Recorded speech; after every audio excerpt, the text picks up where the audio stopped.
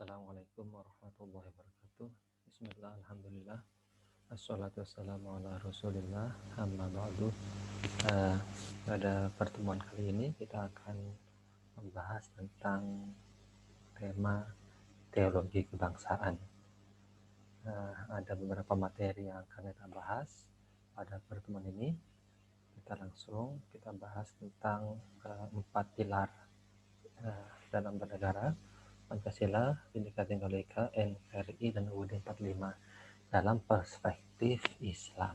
Jadi kita ingin memberikan landasan teologis terhadap 4 pilar kebangsaan ini. Nah, pertama kita akan bahas tentang apa hukum mendirikan negara. Itu sudah jelas bahwa hukum mendirikan negara adalah wajib. Nah, saya lanjutkan. Apa yang kemudian negara apa yang harus kita dirikan? Ya, negara apa yang harus kita dirikan? Negara Islam atau negara yang sesuai dengan ajaran Islam? Itu pertanyaannya. Maka jawaban yang paling gampang adalah negara yang sesuai dengan ajaran Islam, ya, atau negara yang Islami. Nah, negara Islami itu apa? Bisa ada banyak jawaban. Negara yang menerapkan hukum Islam, bisa negara yang tidak melarang rakyatnya menjalankan agama Islam, negara yang peraturannya sesuai Islam, negara yang sistem politiknya Islam atau khilafah. Kita dalam kutip ya, yang Islam. Kita lanjutkan. Nah, sebelum kita bahas lebih dalam pada NKRI, kita bahas tentang Piagam Madinah. Jadi ada fakta menarik dalam Piagam Madinah itu bahwa Piagam Madinah itu tidak dibangun atas dasar, atau negara Madinah itu tidak dibangun atas dasar Al-Quran atau hadis. Tidak langsung menyebutkan begitu. Tapi masyarakat Madinah itu dibangun di atas landasan Piagam Madinah. Ya. Jadi Piagam Madinah adalah sebagai dasar negara Madinah. Tidak menyebutkan Al-Quran. Ya. Nah, terkait dengan itu, maka apakah Indonesia itu negara Islam? Mayoritas semua umat Islam Indonesia menyatakan bahwa Indonesia itu sudah negara sesuai Islam. Ini minimal diwakili oleh 2 ormas besar di Indonesia. Nah, ada yang mengatakan bahwa Indonesia itu adalah Darul Ahdi wa Syahadah. Ada yang mengatakan bahwa NKRI adalah Darul Islam atau Mu'ahadah Al-Wataniyah. Nah, Muhammadiyah mengatakan bahwa NKRI adalah Darul Ahdi wa Syahadah. Jadi tempat di mana kita melakukan konsensus nasional. Telah sepakat semua elemen bangsa untuk membentuk NKRI. Nah, itu Darul Islam ya. Jadi itu Darul Islam jadinya. Nah, sementara kalau dalam perspektif NU ya, NKRI adalah disebut dengan Darul Islam ya.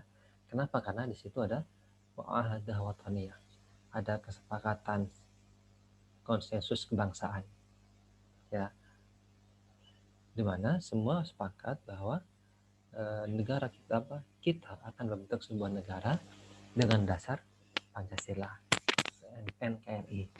Nah, itulah sebabnya muncul istilah ini. Jadi karena semua elemen bangsa sudah sepakat akan NKRI sebagai bentuk negara kita, maka NKRI itu adalah sebagai harga mati yang harus kita pertahankan, harus kita perjuangkan. Nah, berikutnya, jadi bagaimana dengan pemerintahannya? Pemerintahan NKRI itu adalah, kalau dulu pada masa awal-awal kebangsaan itu ada perdebatan di kalangan umat Islam bagaimana kepemimpinannya Bung Karno dalam perspektif Islam. Ulama NU mengatakan bahwa pemerintah Indonesia itu adalah waliul amri al-daruri bisyauka, adalah waliul amri, pemimpin negara yang semua kebijakannya harus diikuti. Itu pemerintahan itu. Jadi NKRI, pemerintah kita itu sudah sah menurut agama Islam. Jadi kebijakannya pun ya sah. Oleh karena itu, ketika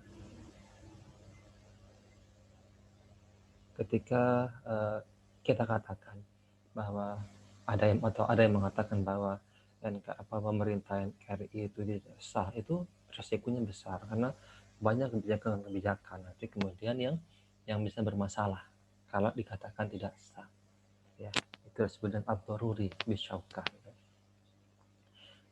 Jadi dalam Islam bahwa taat pada pemerintah itu suatu keharusan, wajib seorang muslim taat kepada pemerintah selama kebijakannya itu tidak secara terang-terangan, tidak secara jelas melanggar aturan Islam. Nah, sekarang kita masuk pada Pancasila dan Islam. Bagaimana pandangan bagaimana pandangan Islam terhadap Nusantara? Nah, ada rumusan seperti ini. Adalah rumusan begini. Ya, Pancasila bukan agama dan tidak bisa menggantikan agama. Pancasila tidak bertentangan dengan agama.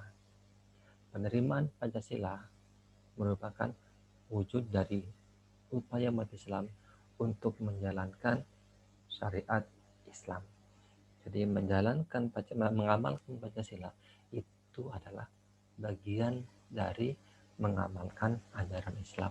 Kenapa? Karena tidak satu pun butir atau isi sila-sila dalam Pancasila itu bertentangan dengan ajaran Islam. Oleh karena itu, tidak bisa dipertentangkan antara Pancasila dan agama.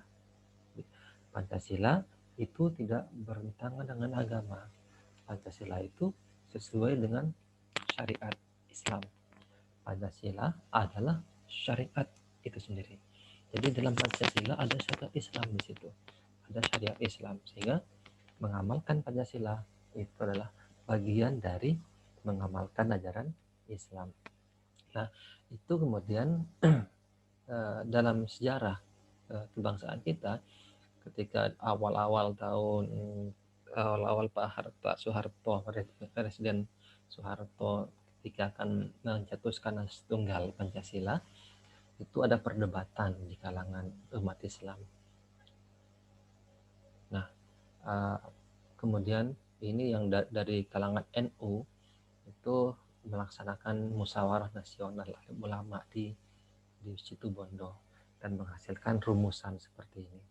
Jadi rumusannya adalah ada 5 rumusan bahwa Pancasila itu adalah falsafah negara, bukan agama. Ya. Jadi ini 5 rumusannya, Anda silakan dibaca sendiri. Yang intinya adalah bahwa antara Pancasila dan agama itu dua hal yang berbeda sebenarnya, tapi punya tempatnya masing-masing. Tapi tidak bertentangan. Tidak bertentangan.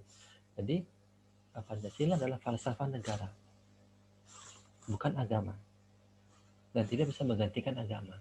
Jadi Pancasila agama, tapi itu dua hal yang tidak bertentangan dan bisa saling mendukung. Itu yang kita bahas dulu pada pertemuan sebelumnya adalah bentuk simbiosis mutualismenya. Ya. Nah ini teks aslinya seperti ini, dari deklarasi di Situbondo tentang hubungan Pancasila dan negara. Nah, kenapa tidak bertentangan Pancasila? Karena memang semua butir-butir atau sila-sila dalam Pancasila itu tidak satupun yang bertentangan dengan Islam dan memiliki dalil yang jelas dalam Al-Quran. Bisa dibuka sendiri, bisa dibuktikan sendiri ya. Dalil semua sila Pancasila itu memiliki dalil yang jelas dalam Al-Quran.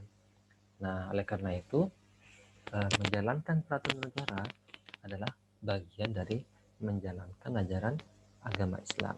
Selama peraturan negara itu tidak jelas-jelas bertentangan dengan ajaran Islam. Itu kesimpulannya.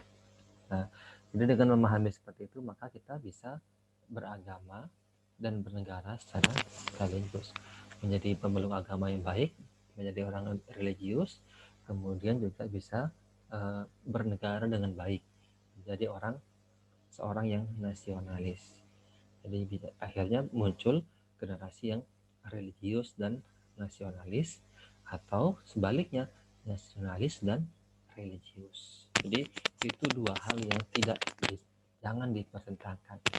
Antara negara dan agama itu jangan dipertentangkan. Saya kira seperti itu pertemuan kita kali ini. Nanti kita lanjutkan pada sesi diskusi. Mudah-mudahan apa yang kita kaji ada manfaat untuk kita semuanya. Akhirul kalam. Assalamualaikum warahmatullahi wabarakatuh.